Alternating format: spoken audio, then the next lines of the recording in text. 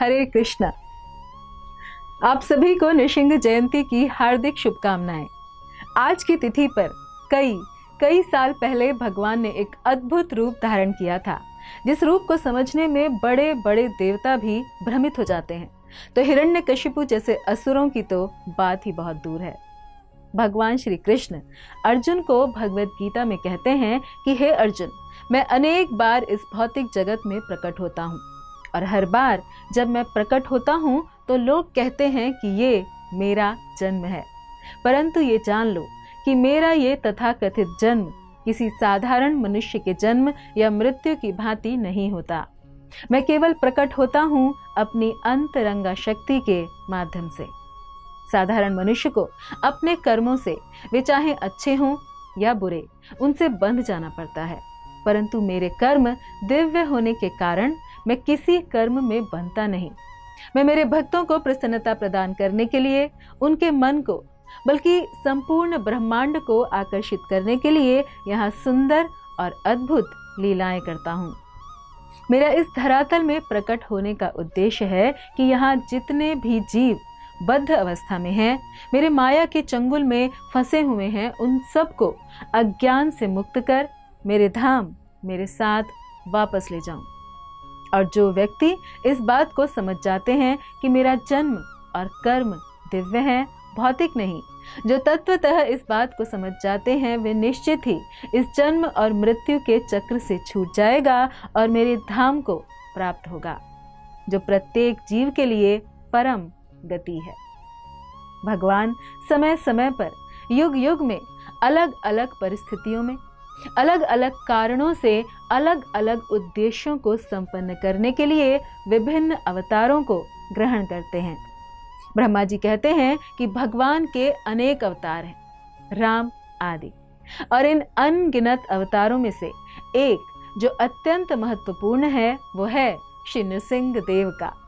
वो एक ऐसा रूप है जो बड़ा अद्भुत है, क्योंकि इसमें भगवान ने दोनों को, एक नर और एक सिंह को जोड़ दिया है। और इसके पीछे का इतिहास ऐसा है कि हिरण्यकशिपु जो एक बहुत बड़े असुर थे, वे सोचते थे कि मैं भगवान से ज्यादा चालाक हूँ, ज्यादा बुद्धिमान हूँ। उन्होंने ब्रह्मा जी को प्रसन्न करने के लिए बहुत लंबे समय तक बहुत कठोर तपस्या की। ब्रह्मा जी सृष्टिकर्ता हैं, परंतु वे भी अपने सृष्टि के निर्माण कार्य में स्वतंत्र नहीं हैं। वे भगवान श्री कृष्ण के प्रतिनिधि हैं और उन्हीं से ब्रह्मा जी को शक्ति प्राप्त होती है। वे भगवान श्री कृष्ण के शुद्ध भक्त हैं, परंतु हिरण्यकशिपु जैसे असुर भगवान की सेवा करने के बजाय इस भौतिक जगत में लाभ और भोग प्राप्त करने के लिए ब्रह्मा जी जैसे देवताओं की उपासना करते हैं। हिरण्यकशिपु ने लाखों वर्षों तक एक पैर पर खड़े होकर दोनों हाथ ऊपर सूर्य की ओर कर देखते हुए तपस्या की, जिस उग्र तपस्या से चारों तरफ हाहाकार मच गया। हर एक लोक में उत्पात मचने लगा। हवा ठीक से नहीं चल रही थी, देवतागण भी सांस नहीं ले पा रहे थे। तब ब्रह्मा जी उसके सामने प्रकट हुए और उस पर पवित्र जल छिड़का, जिससे उसे एक सुंदर, बलवान और सोने के जैसा शरीर प्राप्त हुआ। तब ब्रह्मा जी को देखकर हिरण्यकशिपु ने उनसे प्रार्थना की कि मैं ये वरदान चाहता हूँ कि मुझे कोई मार न सके, न दिन में, न रात में, न जमीन में, न आसमान में, न जल में। कोई पशु जो आपकी सृष्टि में है या फिर कोई व्यक्ति, वो भी मेरी हत्या न कर सके। किसी भी अस्त्र से, किसी के हाथों से मेरी हत्या न हो। कोई मनुष्य, कोई देवता, यक्ष, दानव या असुर आदि कोई मुझे न मारे। और इस तरह हिरण्यकशिपु सोच रहा था कि मैं अपनी चालाकी से अमरत्व को प्राप्त कर लूंगा, लेकिन मृत्यु के पार अगर होना है तो इस दुनिया की चालाकी नहीं चलेगी, क्योंकि अगर हम शेर हैं तो भगवान सवा शेर हैं, उनको हम धोखा नहीं दे सकते। अगर हमें मृत्यु से परे होना है तो वो केवल भगवान की कृपा से ही हो सकते हैं। यहाँ तक कि ब्रह्मा जी भी ऐसा नहीं कर सकते। इसलिए वरदान सुनकर ब्रह्मा जी ने हिरण्यकशिपु को तथास्तु कह दिया। इसके अलावा भी उस असुर ने अनेक योग सिद्धियां और वरदान मांगे, जिनके उत्तर में ब्रह्मा जी ने कहा तथास्तु। जिस वरदान से उस असुर ने सारे ब्रह्मांड में उत्पात मचा दिया और सभी देवी देवता भगवान के पास घबराते हुए गए, जिस पर भगवान ने उन्हें शीघ्र ही उस असुर का संहार करने का आश्वासन दिया। इधर हिरण्यकशिपु अपने ही पुत्र प्रहलाद पर अनेक अत्याचार करने लगा, क्योंकि प्रहलाद भगवान के अनन्य व शुद्ध भक्त थे। हिरण्यकशिपु का मानना था कि प्रहलाद को मेरे जैसा असुर बनना चाहिए, सभ्य लोगों के प्रति उसे अत्याचार करने चाहिए, दूसरों को धोखा देना चाहिए, खून खराबा करना चाहिए। परंतु प्रहलाद के ऐसा न करने और भगवान की भक्ति में दृढ़ रहने पर उस असुर हिरण्यकशिपु ने अपने ही पुत्र को अनेक प्रकार से मारने का प्रयास किया। हाथी के नीचे कुचलने का प्रयास किया, आग में डालकर जलाने का प्रयास किया, ऊंचे पहाड़ से नीचे गिराकर हत्या करने के प्रयास से लेकर और विभिन्न प्रकार से यातनाएं देकर उसकी मृत्यु का षड्यंत्र रचा। परंतु प्रहलाद को कुछ नहीं हुआ, क्योंकि मारे कृष्ण राखे के, राखे कृष्ण मारे के। यानी जब हिरण्यकशिपु को भगवान ने मारने की ठानी तो उसे कौन बचा सका, और ऐसे ही जब प्रहलाद को भगवान ने बचाने की इच्छा की तो हिरण्यकशिपु प्रहलाद का बाल भी बांका नहीं कर सका।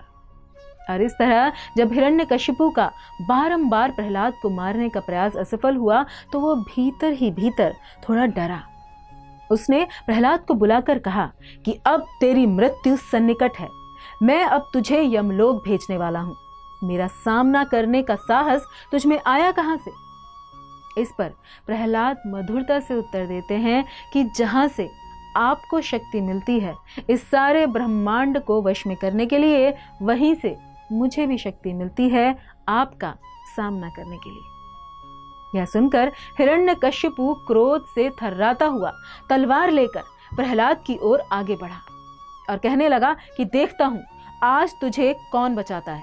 जबकि प्रहलाद आराम से बिना डरे भगवान का स्मरण करते हुए वहां खड़े रहते हैं और एक खंबे की ओर देखते रहते हैं।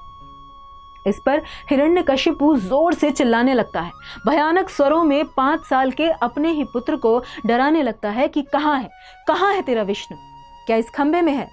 तो प्रहलाद कहते हैं कि हाँ, वे इस खंबे में भी हैं। तो हिरण्यकशिपु ने जोर से उस खंबे पर मुक्का प्रहार किया, जिससे एक जोरदार ध्वनि हुई, जिसे सुनकर देवता भी कांपने लगे और हिरण्यकशिपु भी घबराकर चारों ओर देखने लगा। तब श्री नरसिंह भगवान उस खंबे के भीतर से प्रकट हुए, जो न एक पशु था न एक मनुष्य। वे नरसिंह थे, गर्दन के ऊपर सिंह और गर्दन के नीचे एक मनुष्य। वे भयानक गर्जना करते हुए आए, जिसे हिरण्यकशिपु भी सहन नहीं कर सका, इसलिए उसने अपने कान बंद कर लिए।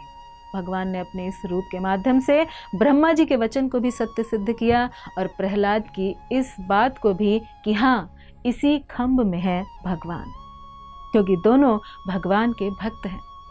और प्रहलाद महाराज एक 5 साल के बच्चे हैं, जिनके लिए भगवान स्वयं आए, क्योंकि असुरों को तो वो कैसे भी मार सकते हैं, लेकिन अपने भक्त की रक्षा भगवान स्वयं करना चाहते हैं अपने कर कमलों से। इसीलिए उन्होंने प्रकट होकर गर्जना की और थोड़ी देर तक हिरण्यकशिपु से युद्ध रूपी खेल खेलने के पश्चात इस लीला के बाद उन्होंने उसे उठाया और अपनी गोदी में रखकर सूर्यास्त के समय अपने दिव्य नाखूनों से उसके वक्ष स्थल को फाड़ डाला बड़ी आसानी से, और उसकी अंतड़ियां लेकर माला की तरह उन्हें पहन लिया और अपनी विजय के उत्साह से जोर जोर से गरजने लगे और आने वाले सारे सैनिकों को भी उन्होंने अपने नाखूनों से मार डाला। इस तरह भगवान ने ब्रह्मा जी के वरदान को भी बनाए रखा और हिरण्यकशिपु का भी संहार किया। तब सारे देवी देवता आए, लक्ष्मी जी आई, परंतु कोई भी उनके समीप जाने का साहस न कर सका। तब ब्रह्मा जी के कहने पर प्रहलाद महाराज भगवान के पास गए, जिन्हें देखकर भगवान का सारा क्रोध शांत हो गया और भगवान ने अपना वरद हस्त प्रहलाद के मस्तक पर रखा। भगवान असुरों के लिए बहुत कठोर होते हैं, लेकिन अपने भक्त के लिए पुष्प से भी अधिक कोमल बन जाते हैं। वज्रादपि कठोराणि कुसुमादपि कोमलम। और भगवान के बहुत कहने पर प्रहलाद महाराज ने उनसे ये वरदान मांगा कि मेरे हृदय में आपकी सेवा, आपकी भक्ति के प्रतिकूल कोई इच्छा न हो। और भगवान के फिर बार बार कहने पर प्रहलाद ने कहा कि मेरे पिता ने आपके प्रति अपराध किए हैं, कृपया उन्हें क्षमा कर दीजिए। तब भगवान कहते हैं कि जिस घर में कोई भक्त जन्म लेता है तो उसकी 21 पीढ़ियां तर जाती हैं, तो तुम्हारे पिता का तो उद्धार हुआ ही है। इसका प्रमाण स्वयं भगवान देते हैं। तो ये है प्रहलाद महाराज का गौरव, श्री नरसिंह भगवान का गौरव। अतः आज के दिन हम भगवान नरसिंह देव के चरण कमलों में ये प्रार्थना कर सकते हैं कि वे हमारी रक्षा करें। केवल इस शरीर की ही नहीं, हमारी भक्ति भाव की रक्षा करें, हमारी चेतना की रक्षा करें कि भौतिक कल्मश उसमें न आ जाएं, और भगवान श्री कृष्ण में हमारा विश्वास दृढ़ व अटल हो जाए। तथा इस प्रकार बिना घबराए हमें भगवान से शुद्ध भक्ति का वरदान मांगना चाहिए।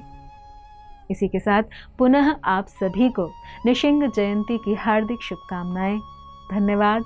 हरे कृष्ण।